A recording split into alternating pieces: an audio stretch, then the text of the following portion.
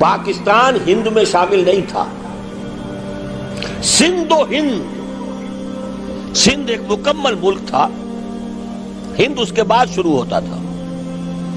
یہ راجپوتانے کا اور تھر کا ڈیزرٹ جو ہے، اس سے آگے جو ہندوستان ہے وہ ہند تھا۔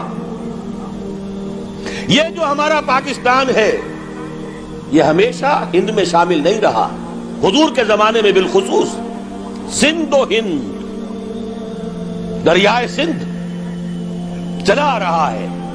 یہ ساری ٹریبیوٹریز جو پنجاب کے اندر اس کی ہیں، یہ سب ایک علیحدہ ملک ہے جو اس زمانے میں سندھ کہلاتا تھا۔ اور نمبر 2 یاد کیجئے، اس زمانے میں خراسان ایک علاقہ تھا جس میں موجودہ افغانستان کا 2/3، تھوڑا سا حصہ ایران کا، اور جہاں تک میں تحقیق کر سکا ہوں آج تک پاکستان کا بھی علاقہ، خاص طور پر مالاکنڈ ڈویژن جو اس خراسان میں شامل ہے۔ خراسان سے سیاہ عالم چلیں گے جو جا کر یروشلم میں نصب ہوں گے۔ یہاں بھی ایک نقطہ نوٹ کر لیجئے، پہلے بھی یروشلم ہم سے چھینا تھا۔ کس نے چھینا تھا؟ عیسائیوں نے، کروسیڈرز۔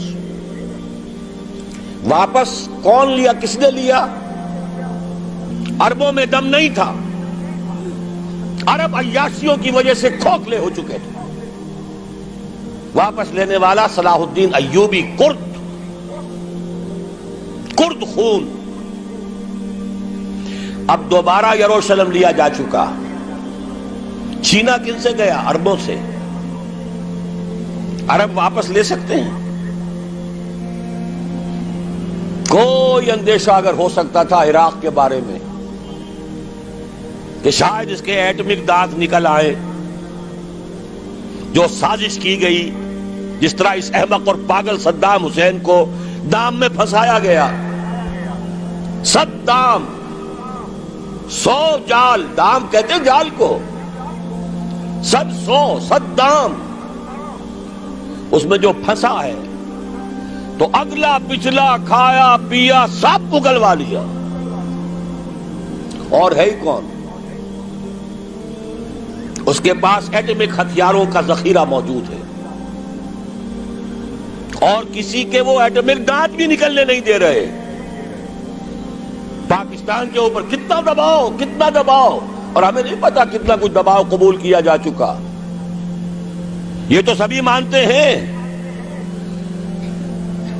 کیپ کر دیا گیا، روک دیا گیا، آگے تو نہیں بڑھ رہا، یہ تو سبھی مانتے ہیں۔ رول بیک بھی ہو گیا یا نہیں کچھ پتہ نہیں، لیکن کسی صورت یہ نہیں تسلیم کریں گے، قبول کریں گے کہ کسی مسلمان ملک کے پاس ایٹم بم آ جائے۔ یہودیوں کے پاس ذخیرہ موجود، سب جانتے ہیں۔ بہرحال یہ جان لیجئے، اس علاقے سے امید ہوتی ہے سندھ اور خراسان۔ حالات بہت خراب ہیں ہمارے، اور حالات بہت خراب ہیں افغانستان کے بھی، لیکن حالات کے بدلتے اللہ تعالیٰ کی مشیت کے تحت دیر نہیں لگا کرتی۔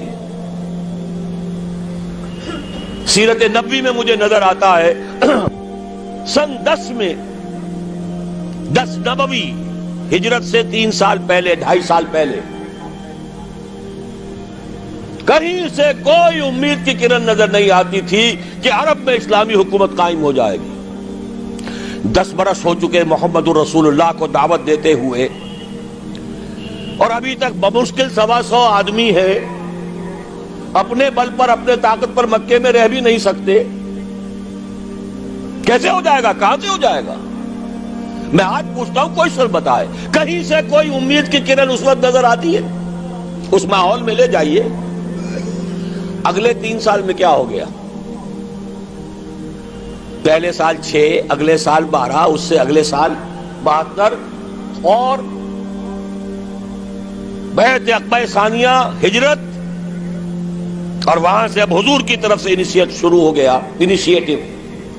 تو ہم نہیں کہہ سکتے، اللہ تعالیٰ کی قدرت، اللہ کی مشیت۔ یہ یقین ہے کہ دنیا کے خاتمے سے پہلے نظام خلافت قائم ہوگا، اور تمام دنیا میں ہوگا۔ ظاہر ہے کہیں پہلے کسی ایک جگہ سے ہوگا، جیسے حضور کے زمانے میں ہوا، اگر بیک وقت پوری دنیا میں ہو سکتا تو حضور کے دست مبارک سے ہوتا. اگر حضور کے دست مبارک سے بھی ایک ملک میں ہوا, جزیرہ نما عرب میں ہوا, پھر حضور کے امتی ہیں نا, ابو بکر ہے, عمر ہے, عثمان ہے, صحابہ کرام کی فوجیں نکلی ہیں, امتی ہیں, امتیوں کے ہاتھوں اس کی توسیع ہوئی. اب بھی یہی ہوگا, کسی ایک علاقے میں ہوگا. میرا گمان ہے, میں یہ یقین سے نہیں کہہ سکتا, گمان بھی میرا ان احادیث کی روشنی میں ہے جو میں نے آپ کو بتا دی اور موجود ہے اس کتابچے کے اندر. علامہ اقبال نے بھی انہی کے حوالے سے کئی کہا ہے, میرے عرب کو آئی ٹھنڈی ہوا جہاں سے, میرا وطن وہی ہے, میرا وطن وہی ہے. اس علاقے سے کچھ ہونے والا ہے اور ہوگا انشاءاللہ. میری زندگی میں نہ ہو, آپ کی زندگی میں نہ ہو, کوئی پرواہ نہیں. حضرت حمزہ تو شہید ہو گئے غزوہ احد میں. 5 سال کے بعد حضور مکے میں داخل ہوئے ہیں فاتح کی حیثیت سے. حضرت حمزہ کی نگاہوں نے, ان آنکھوں نے تو نہیں دیکھا, عالم ارواح میں اللہ نے کیا مشاہدہ کرایا ہوگا انہیں, وہ تو ہمیں معلوم نہیں. بعض صحابہ شہید کر دیے گئے مکے ہی میں. بہت بڑی کامیابی. اپنی جان لگا دیں, اپنے آپ کو کھپا دیں, اپنے آپ کو مٹا دیں. جس طرح روڑی کوٹ کر بنیادوں میں بھر دی جاتی ہے, ہماری ہڈیوں کا چورا بنا کر اور ہمارے خون کے اندر اسے گوندھ کر اگر وہاں ڈال دیا جائے, اس سے بڑی سعادت کوئی نہیں. اس پر تعمیر ہو خلافت علی منہاج النبوہ کی, ہم اس کی بنیاد کے اندر دفن ہو جائیں, یہی بہت بڑی سعادت ہے. لیکن یہ ہوگا. میں نے عرض کیا تھا کہ یقین ہے مجھے کہ ہوگا, اور ہر صاحب ایمان کو یقین ہونا چاہیے کہ ہوگا. باقی یہ کہ یہ آثار ہیں اور احادیث بھی ہیں, اور 400 برس کی تاریخ بھی بتاتی ہے کہ یہیں سے ہوگا. 1000 برس تک سارے مجددین امت عالم عرب میں پیدا ہوئے. 11ویں صدی کا مجدد اعظم شیخ احمد سرہندی کہاں دفن ہے؟ سرہند میں, ہندوستان میں. 12ویں صدی کا مجدد اعظم شاہ ولی اللہ دہلوی کہاں دفن ہے؟ دہلی میں. 13ویں صدی کا مجدد اعظم سید احمد بریلوی, ان کی تو قبر بھی معلوم نہیں, لیکن ان کا خون جذب ہوا دریائے کنہار میں, اور ان کے سینکڑوں ساتھیوں کی لاشیں اس بالا کوٹ کے مقام پر. 14ویں صدی کے مجدد اعظم شیخ الہند, لیکن ان کے ساتھ ساتھ اتنے اعظم رجال, علامہ اقبال جیسا مفکر, مولانا مودودی جیسا مصنف, مولانا الیاس جیسا مبلغ, کہیں اور ہمیں دکھا دیجئے آپ.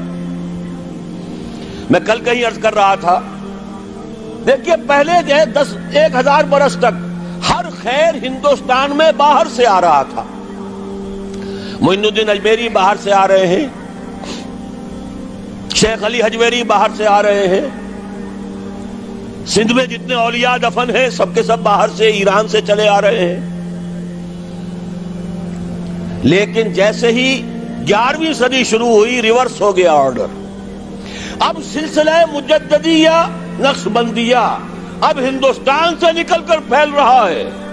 پورا افغانستان